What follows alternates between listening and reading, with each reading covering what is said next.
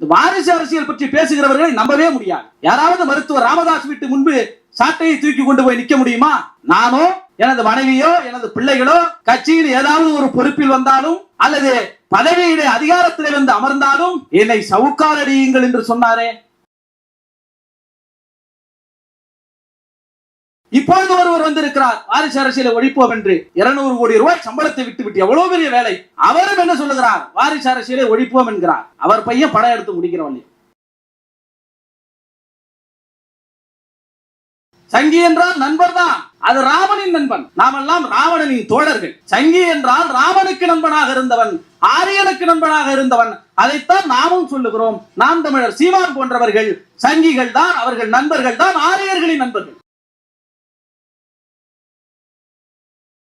நூலை படிக்காமல் வந்து பேசுவதற்கு இது ஒன்றும் விகடன் நடத்துகிற விழா இல்லையா?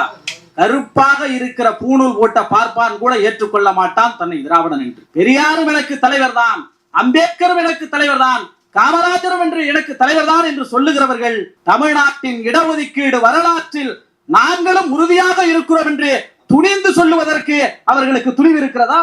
பிசிஆர் சட்டம் வருவதற்கான அடித்தளத்தை ஊன்றிய பார்ப்பனர்களே எங்களுக்கு பிசிஆர் சட்டம் வேண்டும் என்று கேட்கிற அளவுக்கு நாம் வெற்றி பெற்றிருக்கட்டி போற்றி வந்த பழமை லோகம் ஈரோட்டு பூகம்பத்தால் இடியுதுவார். ஈவேரா என்னும் சொல் இந்நாட்டு ஆரியத்தின் அடிவீடம் ஆட்டுகின்ற சூறாவளியாம். அவர் கஞ்சாடை தரித்தால் போதும் வெந்தாடி அசைந்தால் போதும் கருப்புடை தரித்தோர் ஒன்று நறுக்கியே திரும்பும் வாள்கள் என்ற வரிகளுக்கு வாழ்ந்த எம் தந்தை பெரியாருக்கு முதல் வணக்கத்தை சொல்லி, இந்த நிகழ்வுக்கு 2 வாரங்களுக்கு முன்பே எனக்கு இந்த நீதி கட்சி தலைவர்களின் சொற்பொழிவுகள் என்கின்ற நூலை தோழர் கௌதம் அவர்கள் என்னிடத்திலே வழங்கினார்கள். 2 வாரமாக அவர் அவ்வப்போது என்னை அலைபேசியிலே அழைத்து நூலை படித்து விட்டீர்களா என்று கேட்டுக்கொண்டே இருப்பார். நூலை படிக்காமல் வந்து பேசுவதற்கு இது ஒன்றும் விகடன் நடத்துகிற விழா இல்லையா? இது திராவிடியன் ஸ்டாக் நடத்துகின்ற விழா என்பதனால் நூலை படித்துவிட்டுதான் வந்து பேச முடியும் என்கின்ற உணர்வு, அல்லது ஒரு நூல் குறித்து விழா நடக்கிறது என்றால் அந்த நூலை வாசித்துவிட்டு நூலை பற்றி பேச வேண்டும் என்கின்ற உணர்வு பெரியாரிய தோழர்களுக்கு எப்பொழுதும் உண்டு என்பதை இந்த மேடையிலே நான் பதிவு செய்ய விரும்புகிறேன். தோழர் சுகுணா திவாகர் அவர்கள் மிகச்சிறந்த உரையாற்றினார். நேற்றைய தினம் புரட்சியாளர் அம்பேத்கர் அவர்களுடைய நினைவு தினம். அதை ஒட்டிய நிகழ்வாக இந்த நிகழ்வை ஏற்பாடு செய்கின்ற வேளையிலே ஒடுக்கப்பட்ட மக்கள், இந்த மண்ணினுடைய ஊர்வக்குடிகள், அவர்களுடைய வாழ்வியல் தொடர்பான அல்லது அவர்கள் சார்ந்திருக்கிற அரசியல் தொடர்பான கட்டுரைகளை, புத்தகங்களை விவாதிக்க வேண்டும் என்கின்ற அடிப்படையிலே இங்கே விவாதிக்கப்படுகிற அனைத்து நூல்களுடைய தலைப்புகளையும் நீங்கள் பார்க்கலாம். ஏன் தலித் மக்களினுடைய வரலாறுகள் தொடர்புடைய நூல்களை நாம் விவாதங்களுக்கு எடுத்துக்கொள்ள வேண்டும் என்று சொன்னால், உண்மையாக வாஜ்பாய் அவர்கள் இந்த நாட்டினுடைய பிரதமராக வந்தபோது நமக்கான ஆட்சி அதிகாரம் கிடைத்து விட்டது, நமக்கான வாய்ப்பு கிடைத்து விட்டது, ராமர் கோயிலை கட்டுவோம் என்று நாம் ஏற்படுத்திய அரசியல் என்பது வெகு மக்களிடத்திலே மிகப்பெரிய ஆதரவை பெற்றதனால் நாம் எதை வேண்டுமானாலும் செய்து கொள்ளலாம் என்று அவர்கள் கனவு கண்டார்கள். அரசமைப்பு சட்டத்தை மாற்றுவதற்கு கூட முயற்சித்தார்கள். எல்லாவற்றையும் செய்து கூட அவர்களுக்கு தோல்விதான் மிஞ்சியது. அடுத்த தேர்தலிலே அவர்களால் வேறொன்ற முடியவில்லை. 10 ஆண்டு காலம் காங்கிரஸ் ஆட்சிக்கு பின்னால் நாம் எப்படி மீண்டும் ஆட்சி பொறுப்பை ஏற்பது என்று அவர்கள் நினைக்கிற பொழுது அவர்களுக்கு இந்துத்துவம் கை கொடுக்கவில்லை, ராமர் கை கொடுக்கவில்லை, மதவெறி அரசியல் கை கொடுக்கவில்லை. எல்லாவற்றையும் திரைமறைவில் வைத்துக் கொண்டு வளம் வளர்ச்சி என்று சொல்லி முன்னே வந்தார்கள். அந்த அரசியலுக்குள் RSS வகுத்து கொடுத்த முக்கியமான திட்டத்தில் ஒன்று, நீங்கள் தலித் மக்களை, பழங்குடிகளை அணுகுங்கள் என்பதும் ஒரு திட்டமாக இருந்தது. ஆக தலித் மக்களை, பழங்குடியினை, பட்டியல் சாதிகளை அணுகி அவர்களுக்கான அரசியலை நீங்கள் முன்வையுங்கள், பிரச்சாரமாக்குங்கள் என்று RSS வகுத்து கொடுத்த திட்டம் 2014 தேர்தலிலும் 2019 தேர்தலிலும் மிகப்பெரிய அளவிலே அவர்களுக்கு உதவியது என்பதுதான் கடந்த கால தேர்தலினுடைய வரலாறு. ஏனென்றால் இந்த நூலிலே நாம் நினைக்கிறோம், புரட்சியாளர் அம்பேத்கரை படிக்கிறோம், ஒரு தலைமுறை மாற்றத்திலே இன்னும் நிறைய ஒடுக்கப்பட்ட மக்கள் குறித்து விவாதித்துக் கொண்டிருக்கிறோம். அந்த வரலாற்று வரிசையில் நீதி கட்சியை ஒதுக்கிவிட்டு ஒடுக்கப்பட்ட மக்களினுடைய அரசியல் வரலாற்றை எழுத முடியாது என்கின்ற பக்கங்கள் இந்த நூலிலே ஐயா வாலாஜா வல்லவன் அவர்கள் தொகுத்து தந்திருக்கிறார்கள்.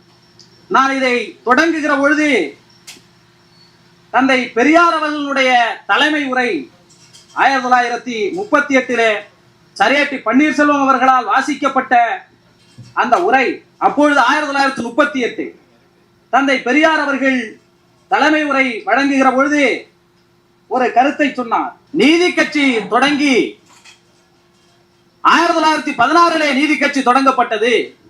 இப்பொழுது 1938, இந்த 22 ஆண்டு காலம் ஓடிவிட்டது. இப்பொழுதெல்லாம் உடனடியாக பள்ளி படிப்பை முடித்து அரசியல் களத்தில் வருகிறவர்கள் தேசவாதிகளாக விடுதலை போராட்டத்திலே நுழைந்து விட வேண்டும் என்று நினைக்கிறார்கள். இன்றைய தலைமுறையினருக்கு கடந்த கால வரலாறுகள் எதுவும் தெரியவில்லை என்று 22 ஆண்டு கால நீதி கட்சியினுடைய இடைவெளியிலேயே தந்தை பெரியார் அவர்கள் பதிவு செய்தார்.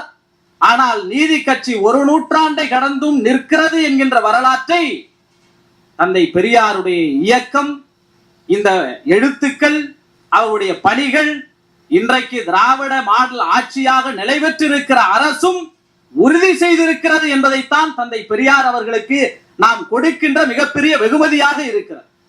நன்றாக பாருங்கள், 22 ஆண்டு கால இடைவெளியிலேயே இந்த நீதி கட்சியினுடைய வரலாற்றை இந்த தலைமுறை மறந்து விட்டார்கள் என்று தந்தை பெரியார் பேசியிருக்கிறார், நினைவுபடுத்த வேண்டும் என்று சொல்லி இருக்கிறார். இன்றைய தலைமுறையும் அதை நினைவில் வைத்திருக்கிறது என்றால், ஒரு இயக்கம் உயிர்ப்போடு இருக்கிறது என்றால் அது திராவிட இயக்கம் தான் என்பதற்கு மிகப்பெரிய ஒரு வரலாற்று ஆய்வாகத்தான் இந்த சான்றுகள் இருந்து கொண்டிருக்கிறது. தோழர் சுகுணா திவாகர் அவர்கள் பேசுகிற பொழுது அடையாளங்களை குறித்து கூறினார்கள். எப்பொழுதுமே வரலாற்று நெடுகிலும் அவர்கள் ஏதாவது திரிவுகளை செய்து கொண்டே இருப்பார்கள், நாம் எதிர்வினை ஆற்றிக் கொண்டே இருப்போம். ஆரியமும் திராவிடமும் ரத்தத்தால் கலர்ந்து விட்டது, நிறைய ரத்த கலப்புகள் இந்த சமுதாயத்திலே ஏற்பட்டு விட்டது என்று நாம் யோசிக்கலாம். தந்தை பெரியார் அவர்கள் சொன்னார்கள் அல்லவா, எனக்கு மொழியை பற்றும் கிடையாது, இனப்பற்றும் கிடையாது, எனக்கு மனித பற்று ஒன்றுதான் உண்டு என்று சொன்னார் அல்லவா.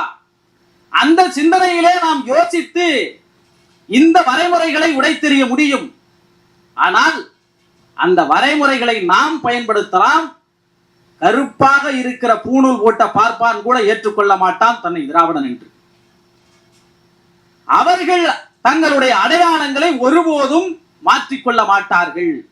ஆக எதிர்வினை ஆற்றுவதற்கு நமக்கு மேலும் மேலும் அவன் எந்த ஆயுதத்தை பயன்படுத்துகிறானோ அந்த ஆயுதத்தின் மூலமாக அவர்களுக்கு அடி கொடுக்க வேண்டியது தேவையாக இருக்கிறது. அந்த யுத்தம் தானே நமக்கு ராமாயணத்தில் அவன் ஆரியனுடைய பாத்திரமாக வைத்திருக்கிற ராமனுக்கும் திராவிடத்தினுடைய பாத்திரமாக நாம் எடுத்து அடித்த ராவணனுக்கும் நடந்த யுத்தமாக நாம் முன்வைக்க வேண்டிய தேவை இருக்கிறது. தமிழ்நாட்டு அரசியல் களத்திலே இன்றைய காலத்தோடு நாம் பொருத்தி பார்க்கிறோம். டி.எம். நாயர் அவர்களுடைய உரை, இந்த ராமனையும் ராவணனுக்கும் இருக்கிற வேறுபாடு என்பது ஆரிய திராவிட வேறுபாடாக நாம் ஏன் பரிணமிக்கிறோம் என்றால், சொல்லுகிறார்கள் அல்லவா, சங்கி என்றால் நண்பர்கள் என்று. சங்கி என்றால் நண்பர் தான், அது ராமனின் நண்பன், நாமெல்லாம் ராவணனின் தோழர்கள். சங்கி என்றால் ராமனுக்கு நண்பனாக இருந்தவன், ஆரியனுக்கு நண்பனாக இருந்தவன். அதைத்தான் நாமும் சொல்லுகிறோம். நாம் தமிழர் சீமான் போன்றவர்கள் சங்கிகள் தான், அவர்கள் நண்பர்கள் தான், ஆரியர்களின் நண்பர்கள், ராமனின் நண்பர்கள். நாம் ராவணனின் தோழர்களாக இருந்து எதிர்க்கிறோம். பண்பாட்டு ரீதியாக அவர்களை எதிர்ப்பது ஒரு இயக்கம். நீதி கட்சி என்பது, மீண்டும் நான் அந்த கருத்தியலுக்கு தான் வருகிறேன். நீங்கள் யோசித்து பாருங்கள், அரசியல் வருவதற்கு எது மிகப்பெரிய சாதனை என்றால் 200 கோடி ரூபாய் ப்ராஜெக்டை விட்டு வருவதுதான் இன்னைக்கு பெரிய சாதனைன்னு பேசுறாங்க. உண்மையில் தந்தை பெரியார் அவர்கள் சொல்லுகிறார், நீதி கட்சியினுடைய தலைவர்கள் எல்லாம் செல்வந்தர்கள். Doctor TM. நாயர் அவர்கள், நடேசனார் அவர்கள், சர்பிடி தியாகராஜர் அவர்கள், எல்லோரும் செல்வந்தர்களாக இருந்து கொண்டு இந்த நாட்டில் 97% மக்களை அடிமைகளாக எந்தவித வேலை வாய்ப்பும் கொடுக்காமல் ஏமாற்றி பிழைக்கிற பார்ப்பனிய கூட்டத்திற்கு எதிராக ஒரு இயக்கத்தை உருவாக்கி இருக்கிறார்களே, அதன் மூலமாக அவர்கள் மேலும் செல்வங்களை சேர்த்துக் கொள்ளவில்லை. இன்னைக்கு இருந்து 200 கோடி பெருசா தெரியலாம், ஆனால் இந்த இயக்கத்தை தொடங்குகிற பொழுது அன்னைக்கு எல்லாம் தேசியவாதிகளாக இருந்தார்கள். டி.எம். நாயர் அவர்கள் சொல்லுகிறார், காங்கிரசுக்குள்ளே இருந்த தந்தை பெரியார், வரதராஜன் நாயுடு, திருவிக்கா போன்ற பார்ப்பனர் அல்லாத தலைவர்கள் எல்லாம் எப்பொழுது எங்களிடத்திலே வந்து சேருவார்கள்? காலம் அவர்களை எல்லோரையும் நீதி கட்சியிடம் வந்து சேர வைத்தது என்பது வகுப்பு வாரி பிரதிநிதித்துவ உரிமைதான். திராவிட முன்னேற்ற கழகம் அல்லது திராவிட மாடல் எதுவரை நிலைத்திருக்கும் தெரியுமா? இந்த நாட்டில் இடஒதுக்கீடு மீதான ஒடுக்கப்பட்ட பிற்படுத்தப்பட்ட மக்களினுடைய பார்வை வலுவாக இருக்கிற வரை திராவிட மாடல் நீடித்துக் கொண்டுதான் இருக்கும். புதிதாக அரசியலுக்கு வருகிறவர்கள், அரசியல் தெளிவுரை பேசுகிறவர்கள், பெரியாரும் எனக்கு தலைவர் தான், அம்பேத்கரும் எனக்கு தலைவர் தான், காமராஜரும் என்று எனக்கு தலைவர் தான் என்று சொல்லுகிறவர்கள் தமிழ்நாட்டின் இடஒதுக்கீடு வரலாற்றில் நாங்களும் உறுதியாக இருக்கிறோம் என்று துணிந்து சொல்லுவதற்கு அவர்களுக்கு துணிவு இருக்கிறதா? பல பேர் அடையாளம் காட்டுறது இந்த இடஒதுக்கீடு வரலாறு தான். எல்லாரும் தந்தை பெரியாரை நாங்கள் நேசிக்கிறோம் என்று கூட சொல்லலாம், புரட்சியாளர் அம்பேத்கரை கூட பயன்படுத்தலாம். ஆனால் இடஒதுக்கீடு என்று வருகிற பொழுது அவருடைய நிலைப்பாடுகள் மறைமுகமாகத்தான் வரும். ஆக இந்த இடஒதுக்கீட்டின் அடிப்படையிலே தொடங்கப்பட்ட இயக்கம் நீதி கட்சி இன்று தேவை தீர்ந்து விட்டதா? திமுக எம்பி வில்சன் அவர்கள் கேட்டிருக்கிற கேள்வி, 2018க்கு பிறகு நியமிக்கப்பட்ட உயர் நீதிமன்ற நீதிபதிகளில் 77% பேர் ஜெனரல் கேட்டகரியில் வரான், உயர் சாதியினர் 77% பேர். ஆக இந்த இடஒதுக்கீடு பார்வை இன்னும் நாம் முழுமை பெற வேண்டும் என்கிற பார்வை தமிழ்நாட்டில் வலுவாக இருப்பதனால் 40க்கு 40 நம்மால் வெல்ல முடிகிறது. முக்கியமே அதான் காரணம். நம்ம நினைச்சுக்கிட்டு இருக்கிறோம் இந்த மக்கள் வந்து ரிசர்வேஷன் பத்தி எல்லாம் யோசிக்கிறது இல்லைன்னு நினைக்கிறோம். எல்லோரும் சாமி கும்பிட ஆரம்பித்து விட்டார்கள், எனவே பகுத்தறிவு இயக்கங்களுடைய தேவை குறைந்து விட்டதுன்னு நினைக்கிறோம். ஆனால் இந்த மக்களுக்கு ஒரு வேர் இங்கே ஊனப்பட்டு இருக்கிறதே, அது நீதி கட்சியிலிருந்து ஊனப்பட்டு இருக்கிறதே, திராவிடர் கழகத்திலிருந்து ஊனப்பட்டு இருக்கிறதே, இன்று வரை திராவிட முன்னேற்ற கழகமாக இருக்கட்டும் ஒவ்வொரு குடும்பங்களையும் தொடர்கிறது. அது இடஒதுக்கீட்டின் மீதான விருப்பு என்பதுதான் அவர்கள் விரும்புகிறார்கள். ஆகவே நீதி கட்சி தன்னுடைய வேரை காலத்திற்கும் நீடித்துக் கொண்டிருக்கிறது, இந்த காலத்திலும் நீட்டித்துக் கொண்டிருக்கிறது. இந்த வரலாறுகளைத்தான் நாம் கொண்டு போய் சேர்க்க வேண்டும். இந்த வரலாறுகளை இந்த தலைமுறை தேடுகிறார்கள். ராமனை முன்வைப்பதை போல நாம் ராவணனை எதிர்கருத்தியலே முன்வைக்கிற அரசியல் மிகவும் தேவையான ஒன்றாக அந்த இடத்திலேதான் வந்து நிற்கிறது.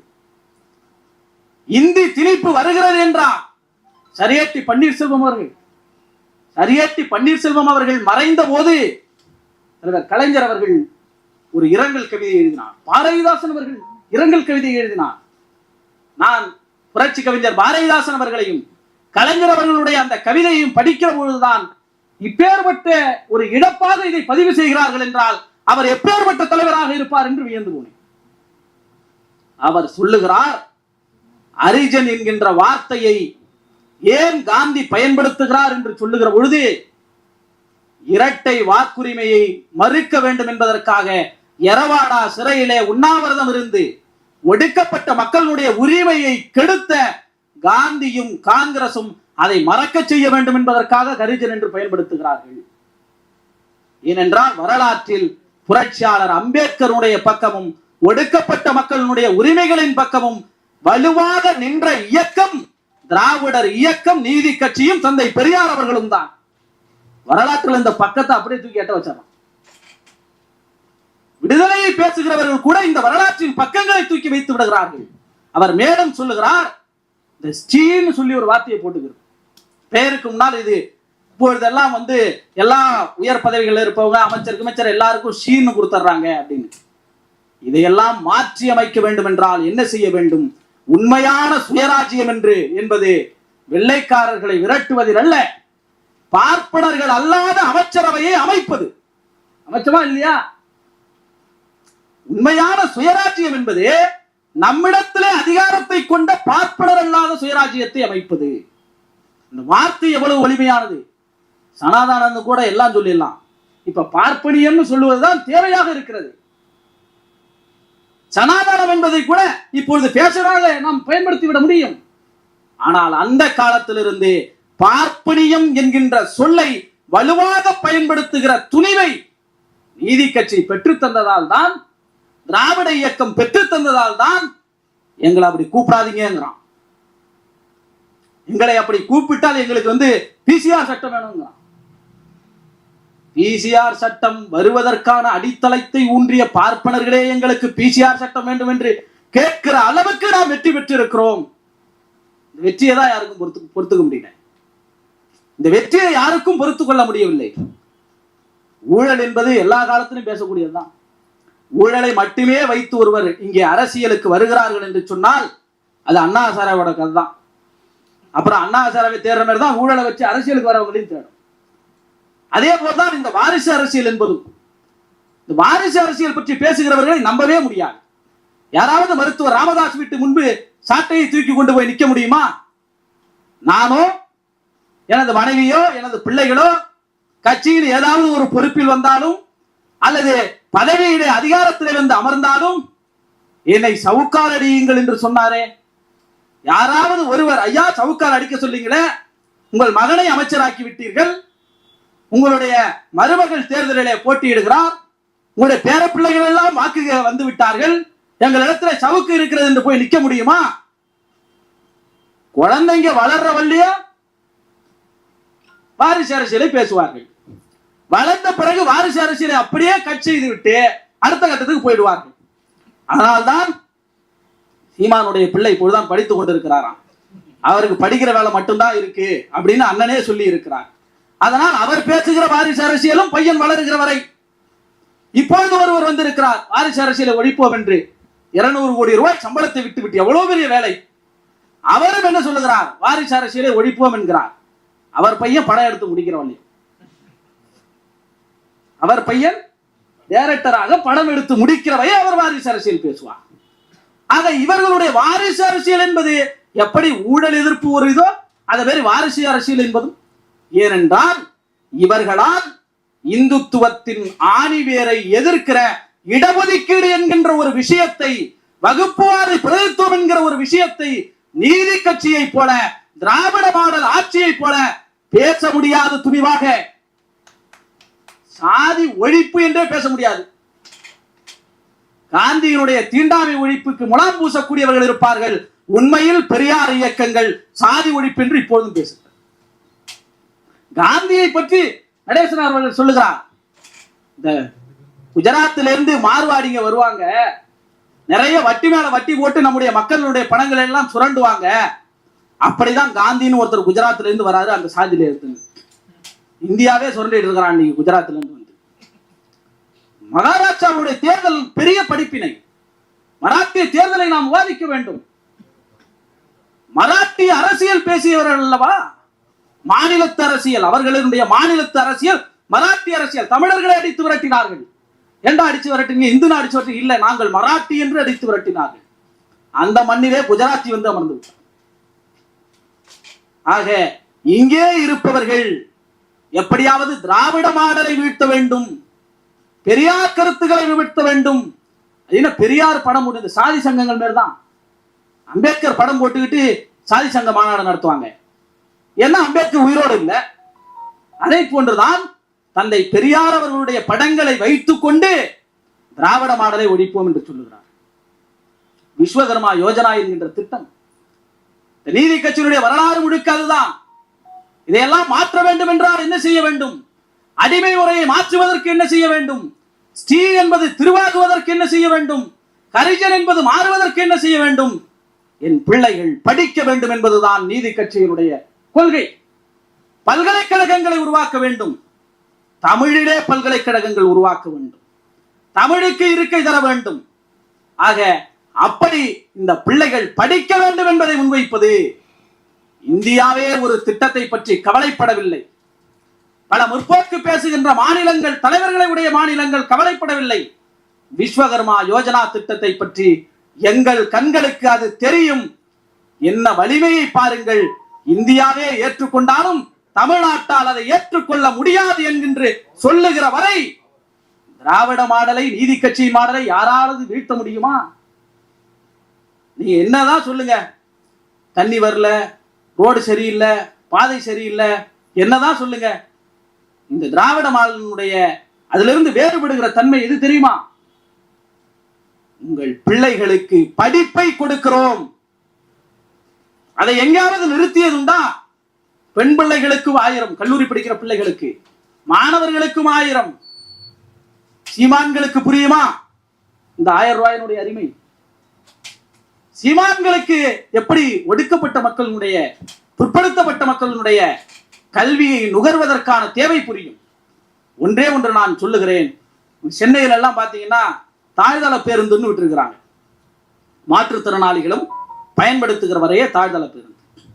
அதை பெரும்பாலும் நாம் உட்பட எல்லோரும் பயணிப்போம். மாற்றுத்திறனாளிகள் அவ்வளவு பேரா இருக்கிறார்கள், அதற்கு ஏன் இவ்வளவு வசதியான பேருந்து?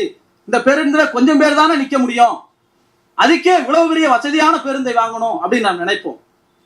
அது எவ்வளவு பெரிய கூட்டத்திற்கு பயன்படுதோ இல்லையோ, எவ்வளவு நட்டம் ஏற்படுதோ இல்லையோ, ஒரே ஒரு மாற்றுத்திறனாளிக்கு அது பயன்பட்டால் அவர்களுக்கும் உரிமையை வழங்க வேண்டியது, அவர்களுக்கும் அவர்களுக்கான வசதியை செய்து கொடுக்க வேண்டியது திராவிட மாடலினுடைய கடமை. அதுதான் சமூக நீதி என்று அந்த பேருந்துகளை வாங்கி விடுகிறார்களே. அப்படித்தான் நாம் இங்கே பலவற்றை தேவையில்லாத செலவு என்று சொல்லி பலர் பேசுவார்கள்.